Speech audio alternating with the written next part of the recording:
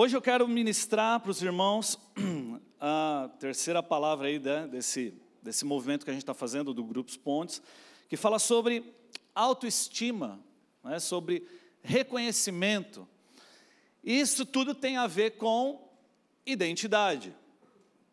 Quando a gente olha para o ser humano, é uma necessidade básica, inclusive, do ser humano, ser aprovado, receber aprovação. A gente falou um pouquinho disso a semana passada aqui, né, falando sobre que nós temos essa necessidade de sermos amados. Quando nascemos, nós temos a necessidade da aprovação, do carinho, do contato físico, das palavras de afirmação dos nossos pais. Tudo isso é muito importante para a vida do ser humano, né? Mas hoje em dia o que a gente vê é uma crise muito forte dessa autoestima na vida das pessoas, na vida da sociedade que a gente vive, uma crise de identidade na vida das pessoas, né? As pessoas, elas se comparam muito, uma pessoa quer ser o que o outro é, e com o advento aí, com essa coisa das redes sociais, isso ainda cresceu demais, e quando a pessoa não consegue ser aquilo que ela vê e admira no outro, ela não consegue ser aquilo, ela começa a entrar num nível de frustração, alguns de depressão, alguns de uma angústia, né, muito elevada aí. Então, a gente precisa entender, da perspectiva da palavra de Deus, qual é a nossa identidade, né? Porque, meu irmão, eu vou falar algo para você. Você pode até ter sido rejeitado pelos seus pais. Eu costumo dizer o seguinte: existem pais acidentais, mas jamais existem filhos acidentais para Deus. Todos nós fomos um sonho de Deus. Você só existe nessa terra porque Deus planejou a tua existência. Então isso é que a gente precisa carregar com a gente. A gente vai ler um pouquinho a palavra de Deus aqui, a gente vai ver isso. Mas hoje em dia a gente vê as pessoas que estão sempre com uma baixa autoestima, né? Alguns até com uma autoestima elevada demais, alguns que pensam demais acerca de si, outros que pensam de menos, mas na grande maioria o que a gente vê é que as pessoas têm essa dificuldade e elas pensam muito aquém daquilo que elas realmente são, né? Alguns chamam isso até de humildade. Não, eu sou humilde. Eu quero dizer algo para você. Uma definição que Deus colocou no meu coração de humildade humildade não é você pensar menos de si, mas é você pensar menos em si. Então você precisa saber quem você é em Cristo Jesus, meu irmão. Você precisa saber aquilo que Deus derramou sobre a sua vida e a exclusividade com que Deus te criou. Eu e você, nós precisamos ter essa certeza. Quando a gente fala de identidade, por exemplo, se eu pegar uma carteira de identidade tua, o que vai ter lá? Vai ter sua foto, não é mesmo? Vai ter sua digital e vai ter o quê? Tua filiação. Então, são coisas que nós precisamos observar nas nossas vidas. Por que tem uma digital lá? Porque, meu irmão, em toda a história da humanidade, bilhões e bilhões de pessoas que vieram à existência, você consegue imaginar que não existe uma digital sequer que seja igual a outra? Ou seja, Deus criou cada pessoa e trouxe cada pessoa à existência de maneira exclusiva. Você está se sentindo mais amado por isso ou não? Você é exclusivo, você é especial, você precisa entender isso. E a gente às vezes tem dificuldade de entender isso e de aceitar até mesmo isso, né? Algumas pessoas, a identidade delas, por exemplo, está embalada, está vinculada àquilo que elas fazem. Então, a pessoa, se eu perguntar para você hoje assim, qual é a tua identidade, como você se vê? Qual é a definição que você faz acerca de si mesmo numa palavra? Talvez alguns vão dizer a sua profissão, talvez alguns vão dizer, eu não sei, a sua função, eu sou pai, porque você se vê como um bom pai, eu não sei. Mas eu quero dizer algo para você, a sua identidade não pode estar baseada naquilo que você faz, nas suas atribuições. Sabe por quê? Porque em algum momento eu e você nós vamos falhar. Por exemplo, se eu pautar minha identidade na figura de pai, eu exerço essa função de pai, e quero ser um bom pai, mas tenho certeza que falho e ainda vou falhar muito. Se eu basear minha identidade nessa função, eu vou ficar destruído emocionalmente. Se eu pensar que a minha identidade é eu sou pastor, então se eu sou pastor e essa é a minha identidade, e eu não for um bom pastor, o dia que reclamarem de mim, o dia que eu não pregar tão legal, o dia que me criticarem, eu estou destruído também. Entendem o que eu estou dizendo ou não? Tem algumas pessoas que às vezes têm a sua identidade baseada no seu aspecto físico, né? Alguns que se cuidam muito, mas todo mundo sabe que um dia todos nós vamos virar um maracujá, não é, meu irmão? Né? Eu falo isso para minha esposa, eu falo assim, meu maracujazinho lindo, né? Ela fica muito brava, porque ela não está ainda nessa fase, mas eu já estou treinando ela para chegar lá e não ficar ofendida. Então assim, a gente precisa entender, porque tem umas irmãs, às vezes, que acham que o ministério dela é o ministério Victoria's Secret, né? Então, nenhum problema você se arrumar, viu? Nenhum problema você cuidar de você, os maridos vão dizer amém para isso, né? Mas assim, você não pode embalar a sua identidade nisso, na sua aparência, porque essas coisas passam também, entende? Então eu quero ler com vocês um texto de Salmo 139, 13 a 17, um salmo lindo, e eu quero que a gente possa entender um pouquinho daquilo, como Deus nos vê, né? Olha só o que diz esse texto. Está ok aí a projeção para projetar? Não? Eu vou ler aqui com vocês, se você tiver a Bíblia aí, vamos acompanhar. Diz assim: Tu criaste o íntimo do meu ser e me teceste no ventre da minha mãe. Eu te louvo porque me fizeste de modo especial e admirável. Você pode dar um sorriso para o seu irmão? Fala assim, eu fui feito de modo especial. Fala, meu irmão, fala isso. Fala, eu sou admirável. Isso. Lá em casa não tem problema de autoestima e de identidade. A gente olha para o espelho e todo mundo se acha lindo, né? Tuas obras são maravilhosas, disso tenho plena certeza. Presta atenção. O salmista já está jogando a responsa para Deus, você entendeu? Eu sei que tudo que você faz é maravilhoso e eu faço parte disso. Meus ossos não estavam escondidos de ti quando em secreto fui formado e entretecido como nas profundezas da terra. Os teus olhos viram o meu embrião. Todos os dias determinados para mim foram escritos no teu livro, antes de qualquer deles existir. Como são preciosos para mim os teus pensamentos, ó Deus, como é grande a soma deles. Aleluia! Meu irmão, o que esse texto está dizendo é o seguinte: antes de você ser gerado na barriga da sua mãe, você já era um sonho de Deus. Você foi planejado por Deus. Isso é uma coisa que eu quero que você saia daqui com esse entendimento. Eu vou ser repetitivo nisso assim. Você não foi planejado por ninguém nessa terra, você foi planejado por Deus. Deus quis que você viesse à existência.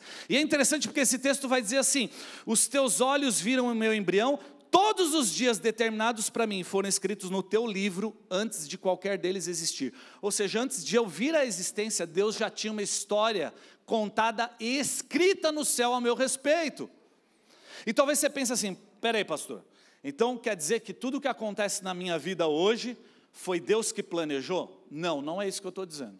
Pode ser que sim, pode ser que não. Depende se você está alinhado com o que Ele escreveu. O que eu quero dizer é assim, quando Deus traz você à existência, Ele tem um plano e um sonho para você. E o que Ele está esperando é que você o busque para saber o que está escrito aí nesse livro, através desses tempos com Ele, de intimidade, de busca na palavra, para você poder construir a tua história junto com Ele, da perspectiva daquilo que Ele já disse a respeito de você. Então Deus, Ele disse coisas a respeito de mim, a respeito de você, Ele escreveu coisas a respeito de mim, a respeito de você, e nós precisamos nos alinhar com essa história que Ele tem para as nossas vidas. Olha para o teu irmão e diga isso, fala assim, Deus sonhou com você. Deus te amou primeiro, meu irmão, né? Isso é bom demais. Então, as pessoas hoje em dia, elas precisam do quê? De ter essa revelação, do amor próprio, né? Entender que o amor de Deus não está baseado, por exemplo, no que você faz de bom, na tua performance. Você sabe que esse é um grande problema, uma linha fina no meio cristão, né, entre a religião e o que é de fato o verdadeiro cristianismo, porque muitas pessoas, elas vão tentar sempre dar o melhor de si para conquistar a salvação, quando na realidade você não deve dar o melhor de si para conquistar a salvação. Você já conquistou a salvação em Cristo Jesus, crendo nele, e agora o que você faz é responder com as suas atitudes. O que você faz agora é viver uma vida como um salvo e como um filho de Deus. Então o que você faz, você obedece a Deus, por quê? Porque você entende o que Ele fez pela tua vida e você quer responder esse amor. E as pessoas hoje em dia, elas estão o quê? Elas sempre estão querendo fazer algo para buscar reconhecimento das pessoas, e elas transferem isso para Deus. Elas querem que Deus as aceite e as reconheça por causa daquilo que elas fazem. Mas é interessante, eu já disse isso algumas vezes aqui, principalmente no culto de jovens, já repeti tanto isso, porque Jesus Cristo, por exemplo, quando Ele vai, Ele nem começou o seu ministério ainda, Ele sai das águas e Ele se batiza. Antes de Ele ir para o deserto, antes de Ele jejuar, antes de Ele orar, antes de Ele começar o ministério dele, Ele sai ali, e que voz que vem do céu para Ele, do Pai: este é o meu Filho amado, em quem eu tenho grande prazer. Você percebe como Deus é intencional em reafirmar a identidade do seu Filho Jesus, antes de Ele fazer qualquer coisa? O que Ele disse assim: filho, eu amo você, mesmo quando você nem começou seu ministério, mesmo quando você não fez nada, eu amo a sua vida, eu amo você, e eu tenho prazer em você. Então deixa eu falar algo para você, antes mesmo que você faça algo para Deus, antes mesmo que você desempenhe algo nessa existência, Deus já está dizendo para você: eu amo você, e eu tenho prazer na sua vida. Você precisa entender isso. Você pode dizer amém para isso, meu irmão? Isso me toca de verdade, porque agora eu não faço mais as coisas por necessidade, por constrangimento, mas eu faço por alegria, e a alegria vem de uma identidade bem firmada, né? Então, a sua identidade não pode, a minha identidade, a nossa identidade não pode se misturar com as nossas tarefas, né? Você tem um valor inestimável para Deus. Então sai desse lugar de vitimismo e vai para um lugar de fé. Sai desse lugar de autocomiseração, porque eu vou dizer algo para você. Deus, Ele não tem compromisso com autocomiseração. Você sabia disso? Ele cuida da gente.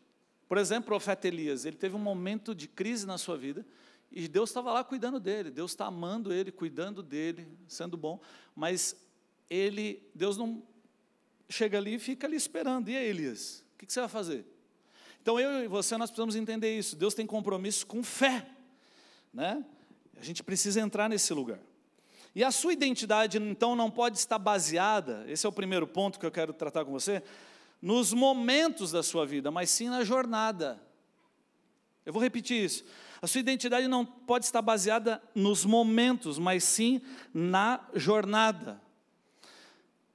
Quando você olha para, por exemplo, a genealogia de Jesus, eu não vou ler aqui, meu irmão. Se você é daqueles que quando lê a Bíblia pula a genealogia, eu quero encorajar você a começar a estudar a Bíblia e ler a genealogia com calma, e tentar até buscar saber quem são essas pessoas que estão ali.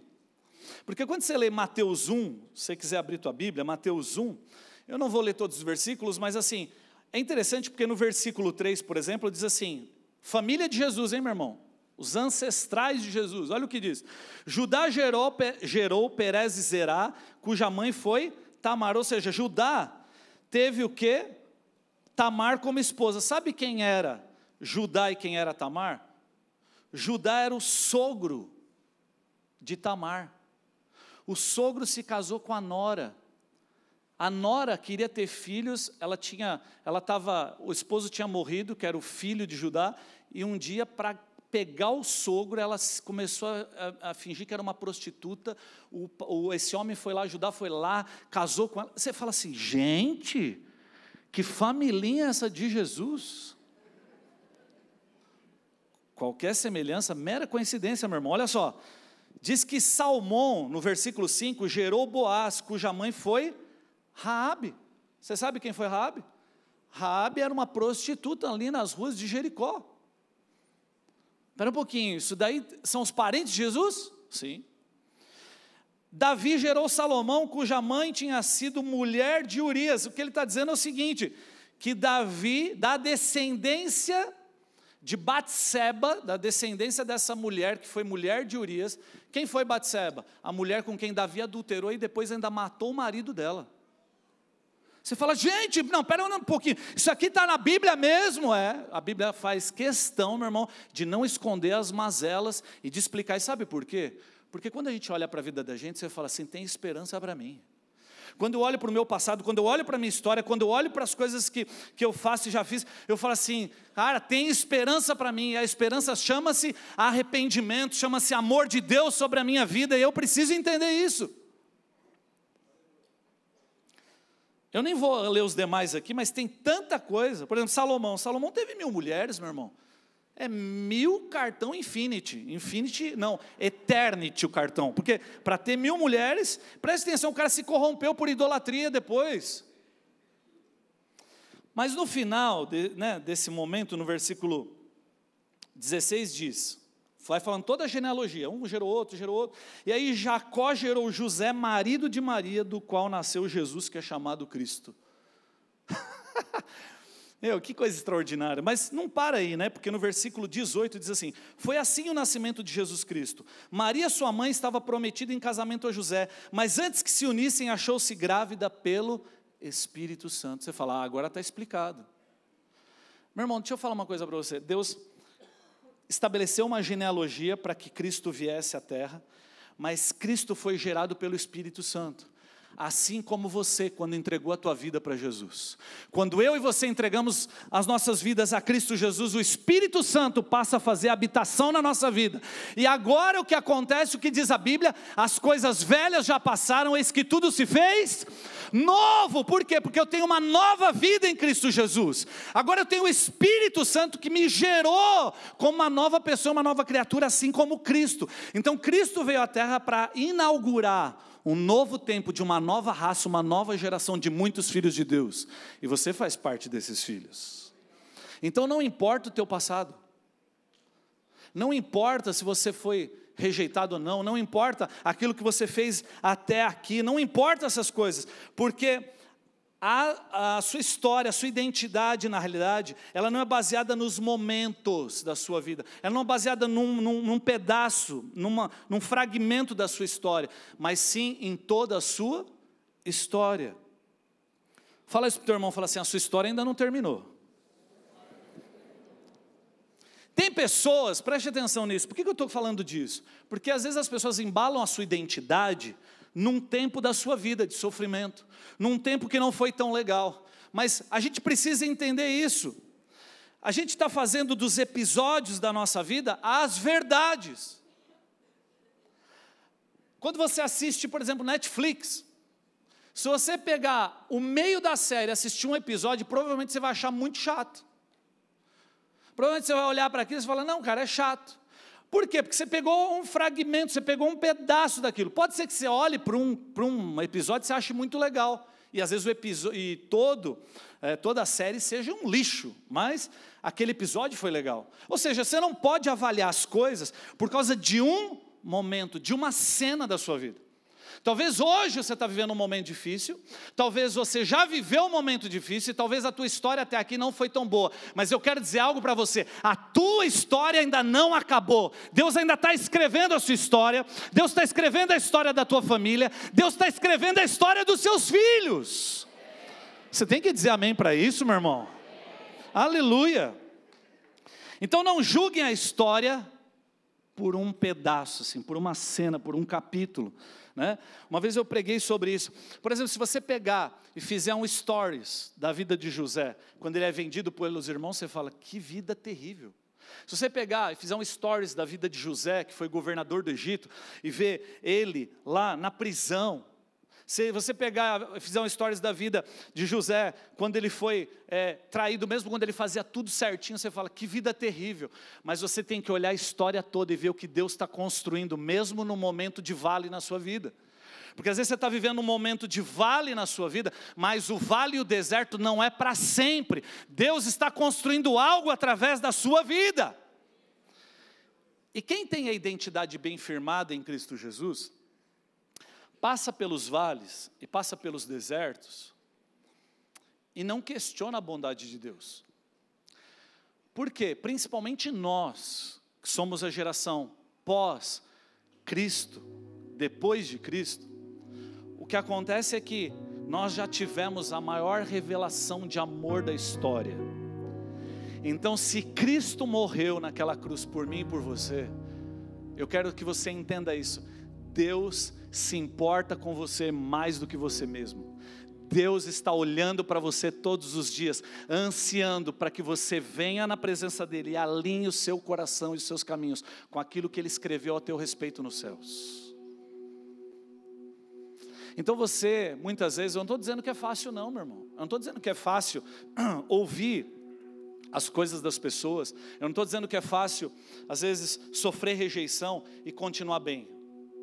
Até porque a gente precisa entender uma coisa. A vida com Cristo não é uma vida baseada em sentimento.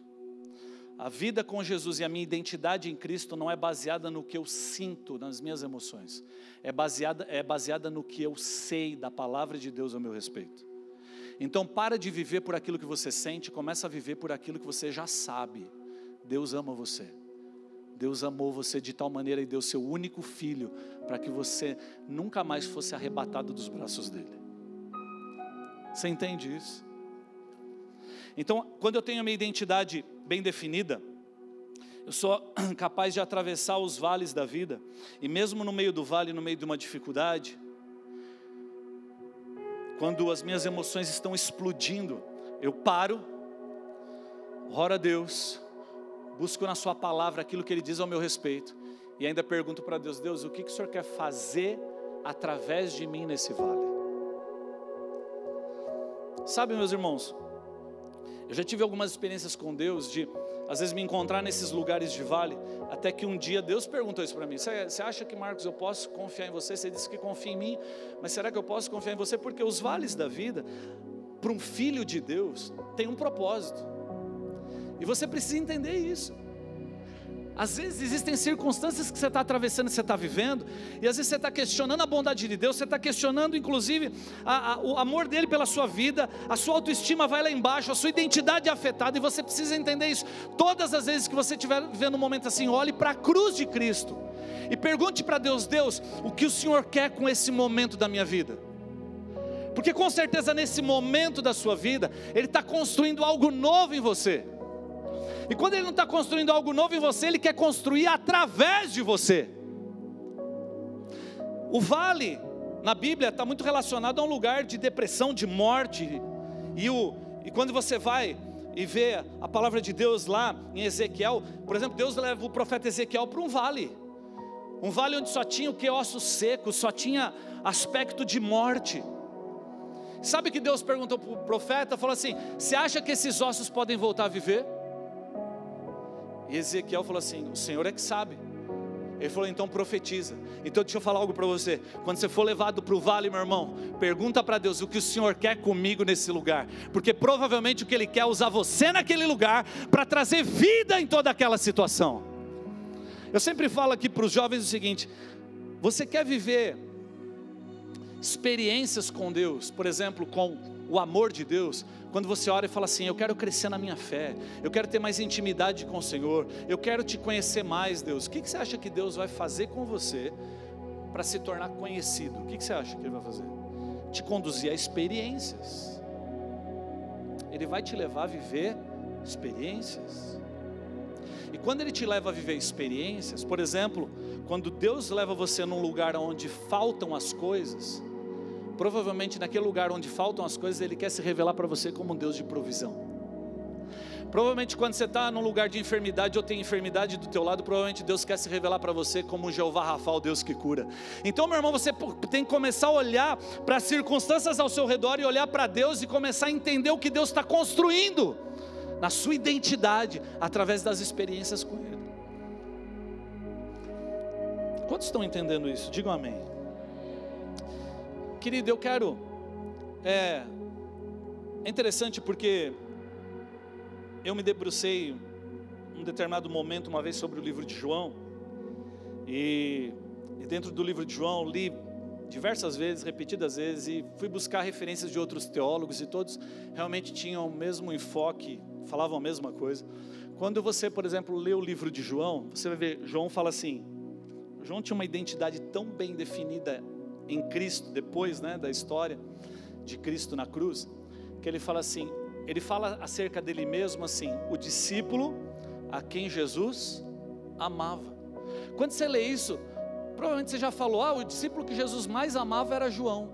Não, a gente já não ouviu isso? Alguém já falou assim, o discípulo que Jesus mais amava era João. Mas a Bíblia não diz isso. É interessante porque você lê as Escrituras e você nunca vê uma afirmação assim, de Jesus virar para alguém e falar assim, eu te amo. Não é interessante isso? Mas aquilo que Jesus fez, demonstrou ao longo dos dias dele na história, demonstrou amor. E João se sentia tão amado que ele falava, olha, entre aspas, o que ele está dizendo assim, os outros eu não sei, mas eu sou amado por ele. Eu me sinto amado por ele. Então quando você começa dessa perspectiva, dessa afirmação de João, começa a ler aquilo que ele escreveu, tem umas coisas fantásticas nas epístolas de João e no evangelho de João. Meu irmão, você sabia que, por exemplo, no evangelho de João, ele fez questão de escrever apenas 7 milagres de Jesus. Ele fez questão de escrever apenas 7 afirmações a respeito do que Jesus fala de si mesmo. Então, por exemplo, você vai ver lá que Jesus fala, eu sou o pão da vida, eu sou a água viva, eu sou o pão vivo que desceu do céu, eu sou o caminho, a verdade e a vida, eu sou a videira verdadeira, eu sou o bom pastor. Ele vai fazendo afirmações a respeito de si mesmo e ele faz 7 afirmações. Ele conta só 7 milagres. E é interessante porque muitos desses milagres, você vai ver que tem sempre envolto essa figura do número 7. E aí você fala assim, pastor, mas o que você está querendo dizer com isso? Que é numerologia? Não. Na realidade, assim, a gente não acredita nessa questão de numerologia, né? Nós não acreditamos nessa questão da sorte, nós acreditamos em uma pessoa que tem a revelação de Deus sobre a sua vida e aquela que não tem. Isso, a nossa sorte está nele, né? Então, mas é interessante porque a Bíblia, os números eles tinham um simbolismo. E o número 7 representa o quê? Deus, plenitude, fala de algo completo, sempre fala sobre isso. E quando você vai para o livro de João e você passeia um pouquinho, eu não vou ler todos esses textos, mas eu vou fazer algumas citações. Isso ensina muito para nós a respeito, quando a gente está pensando na nossa identidade, na autoestima, você precisa ver como Jesus quis se revelar para a humanidade através inclusive dos milagres. Olha só, João no capítulo 2 fala de um casamento. Todo mundo comigo aqui, meu irmão? Sim ou não? Tá bom. Então olha só, ele entra no casamento e quando ele chega no casamento, o casamento dos judeus, né, sempre duraram muitos dias e acabou o vinho. E acabar o vinho numa festa de casamento era uma vergonha, a reputação daqueles noivos estava abalada. E Jesus está lá no casamento, Jesus estava naquela festa. E nesse primeiro milagre que Jesus faz, que é transformar água em vinho, eu quero tirar algumas lições. Olha só que coisa interessante. Ele está lá e a mãe dele chega para ele e fala assim, acabou o vinho. Ele fala, tudo bem, mas e daí? O que eu tenho com isso, né? E eu fico imaginando o seguinte, a Bíblia não fala nada disso, é claro, eu não posso afirmar, mas eu imagino para a mãe de Jesus, que fantástico, né? Ser a mãe de Jesus Cristo, você já imaginou? Se ele transformava água em vinho, meu irmão, imagine a velocidade com que ele faria um arroz, né? Então assim, você imagina que ser mãe, porque ela já chegou nele, a impressão que eu tenho, será que ele já faz isso em casa, né? Ela chegou e falou assim, acabou o vinho. Mas é interessante porque o vinho simbolizava a alegria simboliza e simbolizava na palavra de Deus um novo tempo, algo novo que Deus quer e queria derramar. Então quando ele estava falando de vinho aqui, o vinho acabou, o velho acabou, e quando Jesus transforma água em vinho, o que Deus está falando, o que Jesus está dizendo é o seguinte: existe um tempo novo, e esse tempo novo sempre na vida de alguém é estabelecido por mim. Existe um lugar de alegria plena, e esse lugar de alegria plena você só vai ter em mim. Você pode buscar alegria em várias coisas, e às vezes algumas coisas vão ser como esse vinho, você vai ter alegria, mas uma hora acaba, meu irmão. Às vezes aquilo te sustenta durante um tempo da vida, e aquela alegria vem caminhando na sua vida de uma forma muito legal, mas uma hora você é afetado, porque aquilo se acaba. E Jesus está falando o seguinte: quando isso acaba, eu quero dizer algo para você. Quando você para de focar os seus olhos naquilo que é dessa terra, e para de buscar alegria nas coisas dessa terra, nas pessoas, eu não sei o que é na sua vida, talvez o emprego, talvez o sonho de um trabalho, o sonho de um casamento, tantos sonhos, e nada de errado nisso, não tem problema nenhum nisso, Deus também se importa com isso, mas o que Jesus está querendo dizer é o seguinte: quando todas essas coisas, você entender que essas coisas, você não pode basear a tua identidade e a tua alegria nisso, você vai entender que eu tenho um tempo novo para você, você vai entender que em mim você pode descobrir o que é alegria de verdade. Interessante porque ele fala assim: traz lá os 6 potes de pedra, encha até a borda de água, e os potes são cheios de água ali, e ele fala assim: manda agora lá para o mestre de cerimônia experimentar esse vinho, essa água. E quando o mestre de cerimônia experimenta, o que o mestre de cerimônia diz? Vocês guardaram o melhor vinho para o final da festa? Como assim? Vocês deixaram o melhor para o final da festa? Preste atenção, ele traz o que? 6 potes de pedra. 6, a figura do número 6, meu irmão, é a figura da humanidade, aquilo que o homem pode fazer com a sua força. Então o que Jesus está dizendo é o seguinte: 6 potes de pedra é aquilo que você pode fazer, agora o 7º elemento sou eu, e quando eu entro, algo novo vai acontecer. O melhor está por vir na minha vida, o melhor ainda está por vir na sua vida e na sua história. Você pode dizer amém para isso? Então, olha só, ele diz assim: o melhor você guardou até agora. Meu irmão, eu não sei o momento de vida que você pode estar vivendo.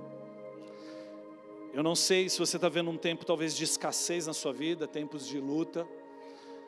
Mas eu quero que você acredite que em Cristo Jesus, quando você coloca Cristo no centro, e quando você entende que Ele é a prioridade da sua vida, os melhores dias ainda estão para serem construídos na sua história e na sua vida. Os melhores dias ainda estão para ser construídos na sua família. Os melhores dias ainda estão para serem construídos através da sua vida, no seu trabalho, no seu ministério. Quantos podem dizer amém para isso, meu irmão? Porque Deus tem o melhor para a minha vida e para a sua vida. Você pode dizer isso para o seu irmão? Fala: o melhor está por vir. Aleluia. Eu não quero que você diga isso apenas porque eu pedi para você dizer, mas eu quero que você creia no seu íntimo. Será que de fato você consegue fechar os olhos, olhar para frente e acreditar que por mais que Deus tenha feito algo bom na sua vida, ainda existe algo muito melhor para acontecer? Mesmo. Levanta suas mãos nesse lugar, diga isso para Deus e fala assim: Deus, eu quero viver os melhores dias. Não importa quantos anos você tem, se você ainda está vivo nessa terra, é porque Deus não desistiu de você. Ainda existe propósito para a sua vida, ainda existe coisas que Deus quer construir. Deixa a sua mão erguida e começa a dizer isso: eu creio, diga isso: eu creio, o melhor está por vir. Eu creio que os melhores dias estão por vir na minha família. Eu creio que o melhor está por vir na vida dos meus filhos. Eu creio que o melhor de Deus ainda está por vir. Eu anseio por esse vinho novo. Eu anseio por esse vinho novo, Senhor. Nem olhos viram, nem ouvidos ouviram, nem jamais penetrou em coração humano aquilo que Deus tem preparado para mim e para você. No livro de João, no capítulo 4, Jesus cura um filho de um oficial do governo. É interessante porque Jesus está passando, um filho de um grande oficial, está doente, enfermo para morrer. Ele chega para Jesus e fala assim: meu filho está quase morrendo. E aí quando Jesus chega e fala assim, tá bom, vai lá que teu filho está curado. Quando eles vão até o menino, eles falam assim, o menino está curado. Eles perguntam assim, que horas foi? Olha só a preocupação, que horas foi? Será que foi o mesmo horário que Jesus decretou isso? E quando você vai para a palavra de Deus, diz que foi a 1h da tarde, mas as versões mais antigas e a versão original diz assim, foi na hora 7ª. Porque naquela época a hora você contava a partir das 6 horas da manhã. Nascia o sol 6 horas da manhã e você começava a contar hora primeira, hora segunda. E diz que foi na hora 7ª. Por que foi na hora 7ª? E eles se pegaram nisso, eles ficaram, uau, foi nessa hora que Jesus disse. Sabe o que Jesus está querendo dizer com isso? Porque talvez você está vendo momentos de ansiedade, talvez vendo momentos de medo, de depressão. Você talvez não se sente capaz, você acha que as coisas estão demorando demais para você. Mas o que Jesus está falando é o seguinte, Ele não chega antes nem depois, Ele chega na hora certa. Jesus, Ele tem o tempo certo para as coisas. Então quando Ele diz a hora 7ª, Ele está dizendo, o meu tempo é um tempo perfeito. Quando Deus entra na sua vida e na sua história, meu irmão, era aquele dia exato onde, às vezes você passou 10 anos, 20 anos com alguma coisa, mas às vezes, num minuto, num dia, numa semana, num estalar de dedos, toda a sua história é transformada, quando Jesus chega e entra em cena na sua vida. Então o que Jesus está dizendo assim, mesmo quando você não está vendo as coisas, continua dependendo de mim, continua colocando o seu senso de satisfação em mim, continua confiando no meu tempo para você. Talvez, Deus está me falando isso, algumas pessoas aqui, ao longo dessa semana, se questionaram muito acerca disso. E quando você começa a se questionar acerca do tempo, das coisas não acontecerem, vem desânimo sobre a sua vida. Deus está hoje levantando você em ânimo para dizer assim, eu estou chegando, eu não desisti de você. Creia no tempo perfeito, não para agora, você veio até aqui, continua. Sabe por quê? Porque um dia Deus te chamou e você começou a caminhar para o seu propósito. Só que você não pode parar no meio do caminho. Você nunca sabe quando vai vir o de repente de Deus. E o de repente de Deus às vezes está aqui na história e você está se esforçando e você para aqui. Não pare até viver o de repente de Deus. Não pare até chegar a hora perfeita de Deus na sua vida.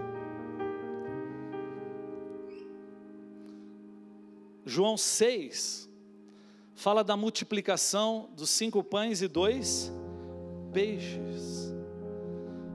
É interessante porque a Bíblia vai mostrar várias vezes sobre a figura de Deus como um Deus da provisão, não é verdade?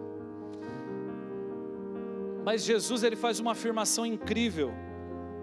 Ele fala assim, eu sou o pão vivo que desceu do céu. Preste atenção nisso. Jesus está dizendo assim, eu não sou apenas o teu provedor, eu sou a tua provisão. O que Ele está dizendo para você é, eu não sou apenas aquele que traz as coisas, a minha vida, eu sou a própria provisão, a sua satisfação está em mim. E quando a sua satisfação está em mim, na minha pessoa, eu posso fazer e continuar fazendo todas essas coisas e esses milagres na sua vida.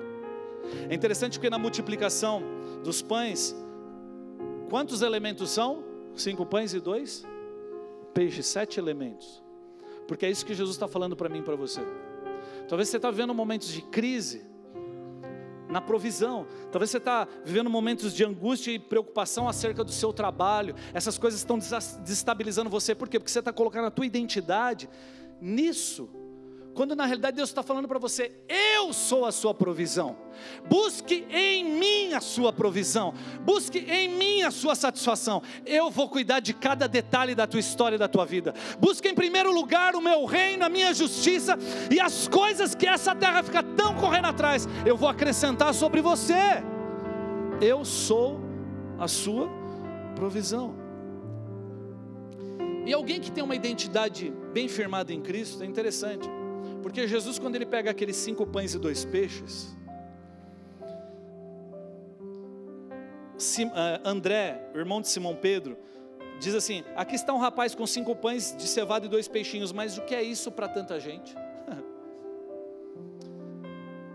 Muitas vezes, eu vou dizer para você olha para as situações da sua vida e você fala, gente, como assim? Como assim as coisas vão se resolver na minha vida com isso? Parece algo tão pequeno.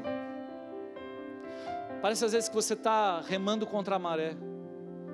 Mas é interessante porque Jesus fala assim, o ponto não está nos elementos, na quantidade de elementos que está aqui. Você precisa entender que tudo na sua vida depende de mim. Ele fala assim, pede para o povo se assentar. E quando ele pede para o povo se assentar, no versículo 11 diz que Jesus toma os pães e faz o quê? Deu graças. Ele não deu um comando assim, seja multiplicado agora. O que ele faz? Ele só agradece. E depois que ele agradece, diz que ele começa a repartir. E uma multidão de mais de 5.000 pessoas comem. E ainda sobram 12 cestos cheios, um para cada discípulo ir para casa. Sabe o que isso me ensina? Que quem tem uma identidade bem firmada em Cristo Jesus se move, porque Deus se move no meio da gratidão. Às vezes você está olhando para as circunstâncias e a sua identidade está tão baseada nas coisas que você entra em crise. Você está tão baseado na comparação, no sucesso nisso, e você entra em crise. Deus está falando assim, me dá aquilo que você tem. Me dá o pouco que você tem, porque o pouco na minha mão, com gratidão, pode se transformar em muito.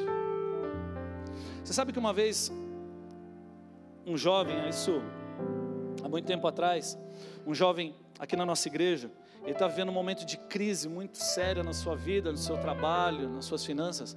Isso fazem muitos anos aqui na igreja. E eu me lembro que ele disse que ele estava sempre murmurando. Aí um dia ele chegou em casa, no quarto dele, e ele teve um tempo de adoração na presença de Deus. E Deus começou a trazer à memória para ele coisas que às vezes ele nunca tinha agradecido. Ele entrou num lugar de adoração e gratidão a Deus. Ele disse que ele saiu dali tão renovado.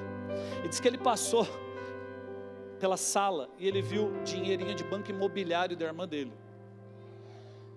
Ele olhou para aquilo, ele pegou aquele dinheiro, ele pegou R$200 em notas de banco imobiliário, pôs na carteira dele e falou, Deus, o Senhor sabe do que eu preciso, e eu creio que o Senhor pode transformar essas notas em notas verdadeiras. E ele pôs dentro do bolso. Ele veio para o culto, era um sábado, ele chegou, participou aqui do culto do Locomotiva, e quando ele estava indo embora, um irmão chegou para ele e falou assim, vem cá, Deus falou algo comigo no meio do culto, e eu quero te dar uma oferta. E deu uma oferta para ele. Meu irmão, quando ele abriu a oferta, era exatamente o valor que ele tinha posto na carteira com notas do banco imobiliário, e as mesmas notas inclusive. Aí ele ficou chocado com aquilo, ele veio conversar comigo, veio testemunhar isso, e aí ele falou um pouquinho, e a gente pôde meditar um pouquinho nisso. Deus se move no meio da gratidão. Com isso eu não estou criando uma doutrina aqui para você, meu irmão, pegar todas as notas de banco imobiliário do seu filho e pôr na carteira. Mas eu estou dizendo para você que as pequenas coisas com Deus, porque tem uns caras que falam assim, não, eu vou comprar uns 5 bancos imobiliários para o meu filho e vou pegar agora. Mas na realidade o que você precisa entender é o seguinte, quando você sabe quem Deus é, você sabe que Ele ama você, você sabe que Ele cuida de você, quando você confia nesse Deus, sabe o que acontece? Você vive em gratidão, mesmo no meio das dificuldades. E Deus faz o quê? Ele é o Deus da multiplicação. Deus quer trazer multiplicação sobre a sua vida no meio da gratidão. E para encerrar eu quero só falar de João capítulo 4, que esse texto é um texto que sempre fala muito ao meu coração, que fala da mulher samaritana à beira do poço. Jesus vai a Samaria, ele chega em Samaria, se assenta no poço, meio-dia, um horário onde ninguém ia buscar água, aquela mulher estava envergonhada, ela era considerada uma mulher adúltera, e aí aquela mulher vai no poço ao meio-dia, porque ninguém ia esse horário, e quando ela chega lá, Jesus está lá.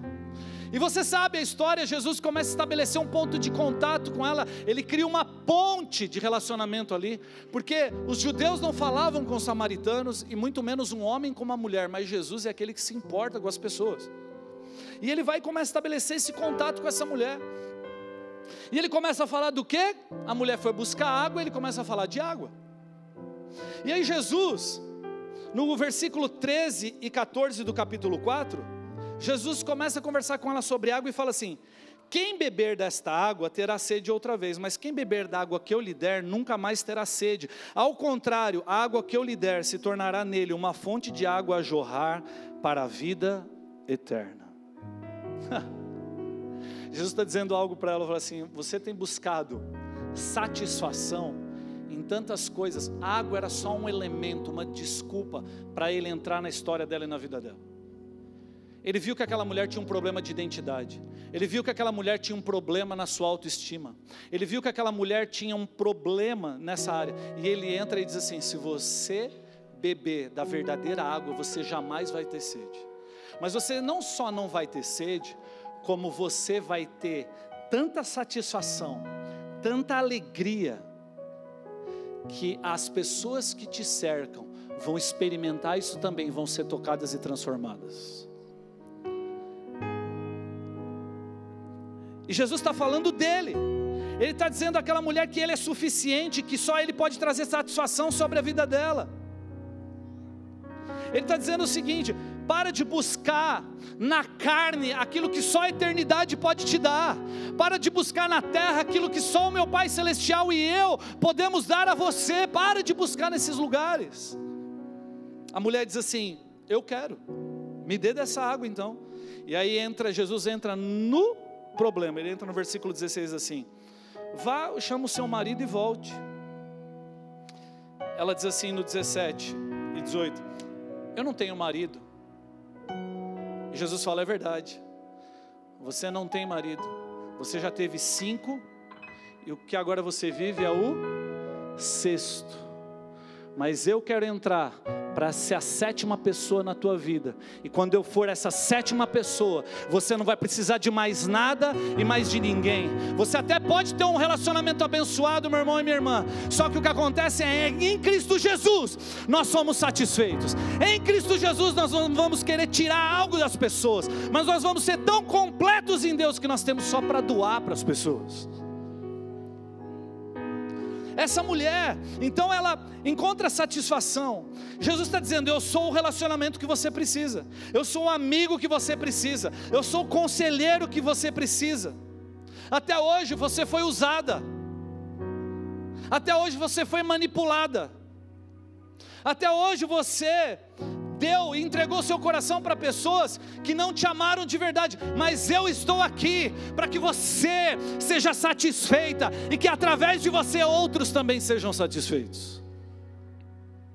E no final da história dessa mulher você vai ver que, eu quero pedir para os músicos virem à frente, João capítulo 4 versículo 28 a 30 diz assim: então, deixando o seu cântaro, a mulher voltou à cidade e disse ao povo, ela voltou para Samaria e disse assim para o povo: venham ver o homem que me disse tudo o que eu tenho feito. Será que ele não é o Cristo? Então saíram da cidade e foram para onde ele estava.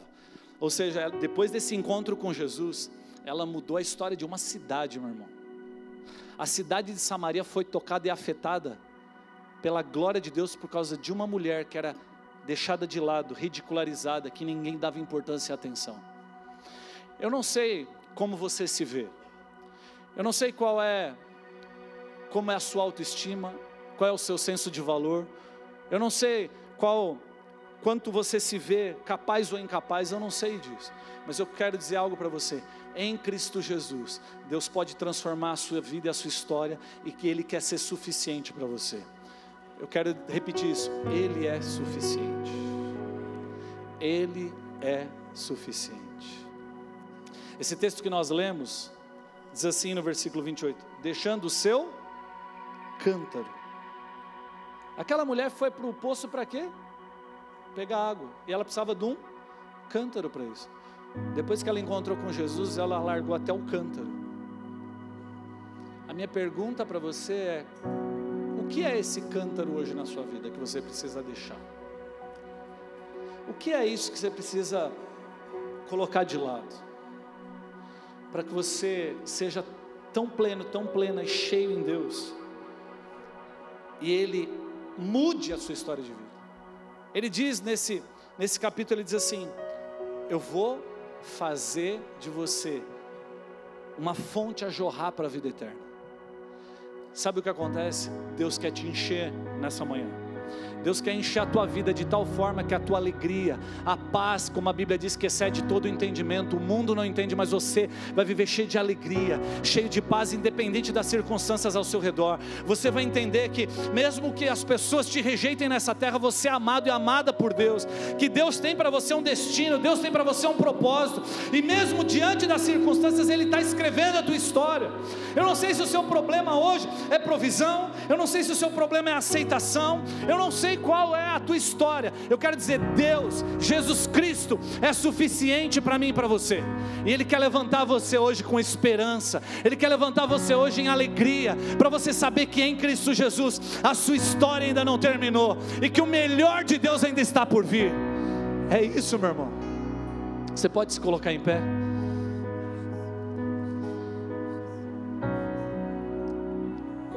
Jesus se importa com você. Jesus está aqui para te encher, meu irmão.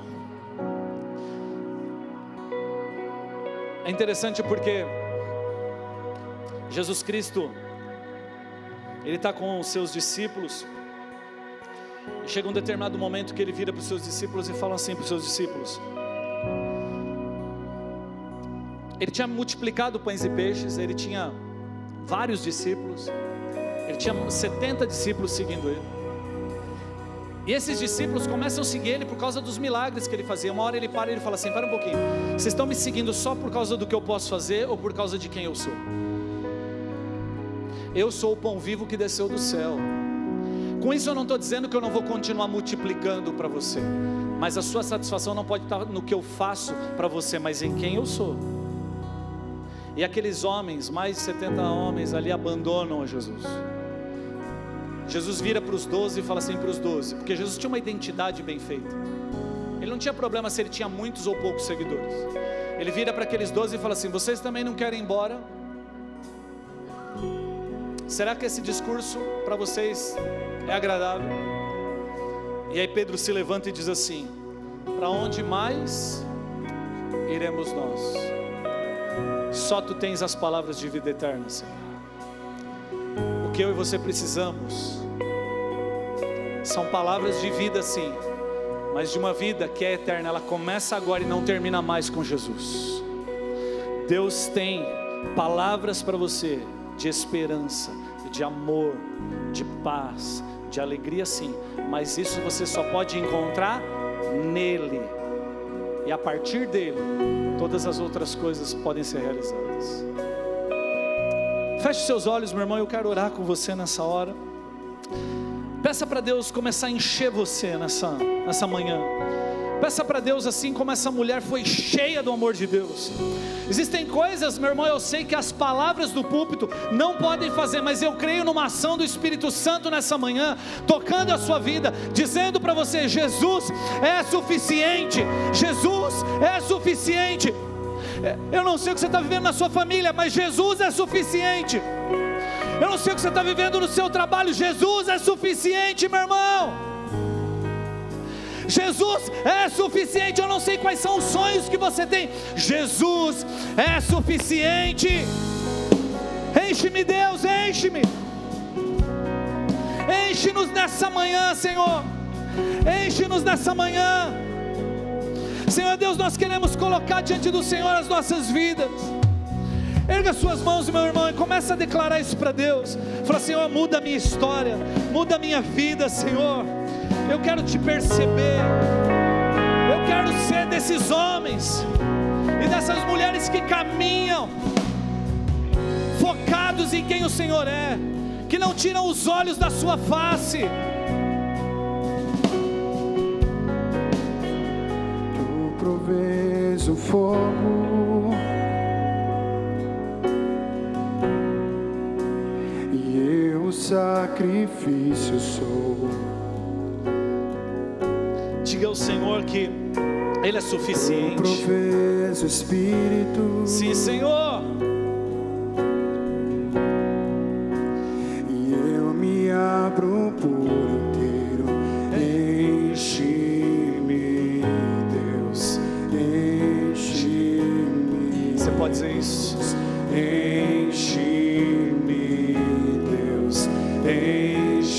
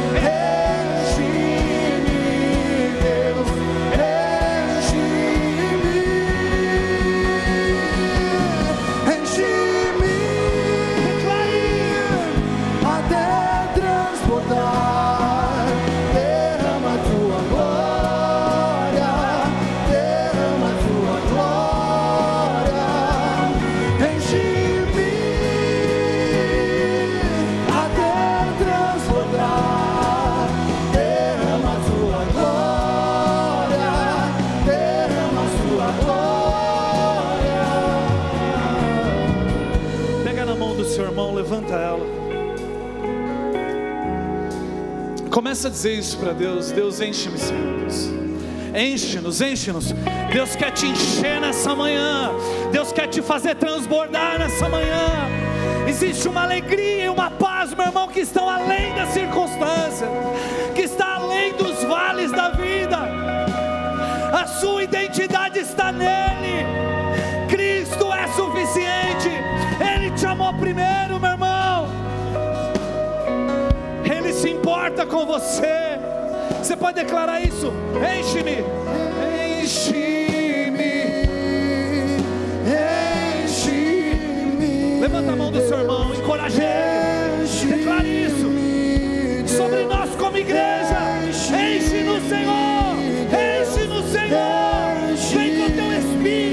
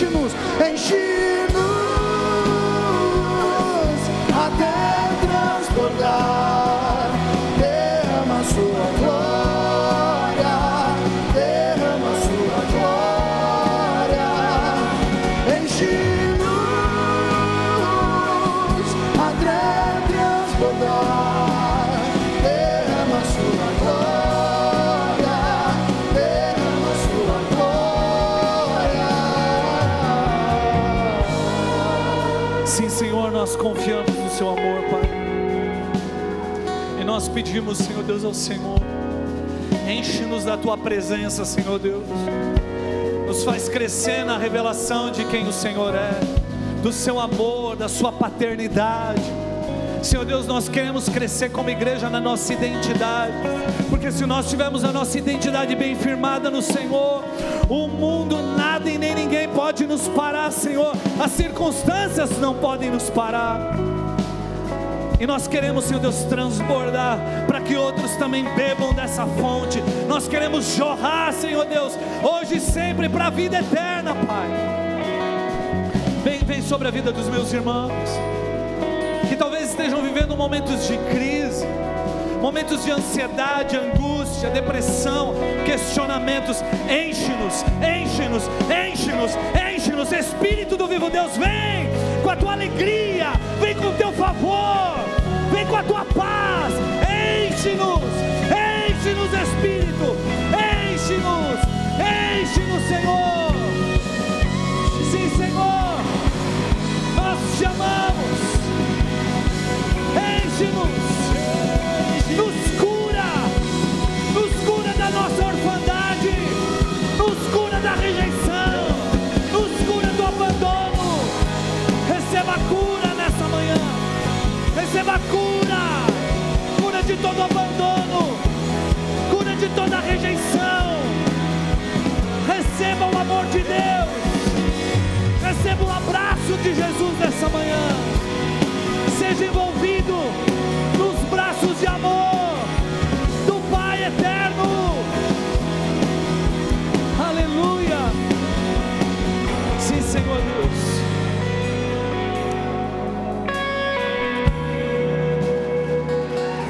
Sim, Jesus.